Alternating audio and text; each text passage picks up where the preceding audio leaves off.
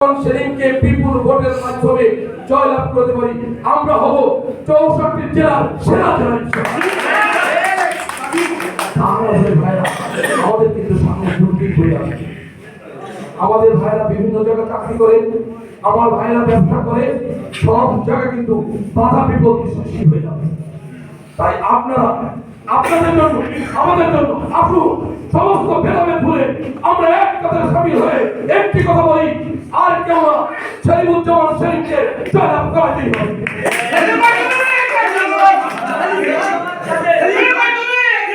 আরেকটি কথা বলে শেষ করছি, আমরা সারাদিন কাজ করলাম, যাদের উপরে ভাই সবার উপরে আশা করে আছে, কিন্তু প্রতিটা জায়গায় একটি চালিকা শক্তি থাকে।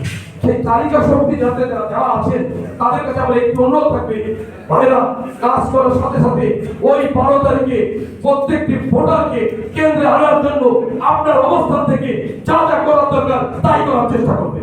তাহলে আমরা কামিয়াব হব, নতুবা কিন্তু আমরা কামিয়াব হব না। আপনাদের প্রত্যেককে আবারও সালাম এবং শুভেচ্ছা জানিয়ে শেষ করছি।